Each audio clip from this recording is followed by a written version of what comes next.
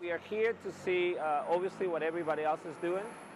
I was not surprised there were a lot of companies and the Bitcoin-like segment basically looking to make deals with game developers so that they include their currencies in their games. And what I can tell you from what I come from, and this is the most clear point that I got, when you are a game developer and you are in the middle of the fray of game development, there's so many things going on that no one has the scope to stop what they're doing, to include the sort of thing that comes from somewhere that they don't understand where it comes from. We know what it is, and we know what the pros and cons are, and by the fact that we are designing it from the bottom up and integrated into our sort of game economy, I keep saying game, it's more than that, but for reference, that kind of takes away that problem, and it's only going to be a matter of us demonstrating the worth of this in the real marketplace and not through other people per se. And that's where I stand right now, and I haven't seen anything that, and I don't want to use traditional terms, nothing that comes close. There's no one going that far, no one thinking that clearly about the whole thing and how it works together. Our biggest worry is that any of these companies that have the reach think it and do it before we do it, but I'm not particularly afraid of that from what I have seen here.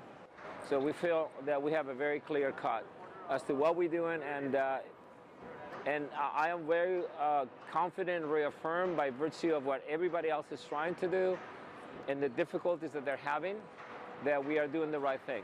What is the entry point to see the evolution of this within a deal with these companies?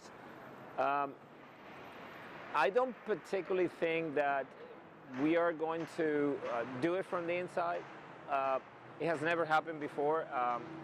It's always best to give it form from the outside, and funding is not a problem in our end, thanks to our friends in the cryptocurrency world. And it actually makes sense. We're building a new economy. It's like we might be making deals with San Francisco maybe someday. I don't know.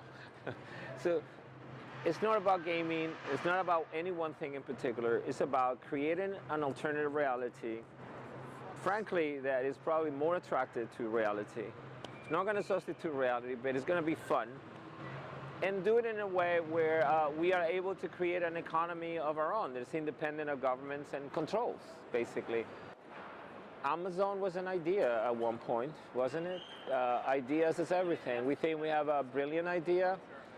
And if you have a brilliant idea and you get financing to a point where everything could be sort of put forward, it's just a matter of taking that first step in a very strong way, put yourself in the marketplace, distinguish yourself from everybody else from the point of perspective that what you're doing is somewhat different, perhaps sort of world-changing, which is really what we intend to do, not from a pretentious point of view, just because of what is implied. Apple was an idea at one point, so does Amazon. There's nothing wrong with being in the segment of doing something new. It is not new to me. I've been doing this all my life, and all my professional life at least. And I feel I got that rock and roll feeling that we got in previous times when you know that you're onto something by the way things feel and by the way people react. And I think we are onto something once again. You'll hear more from us. This is I'm going to be talking to this camera more often, and we'll be announcing releases of anything of that nature. And I suppose this is like our 0.0 show, and we'll see you soon on the other side.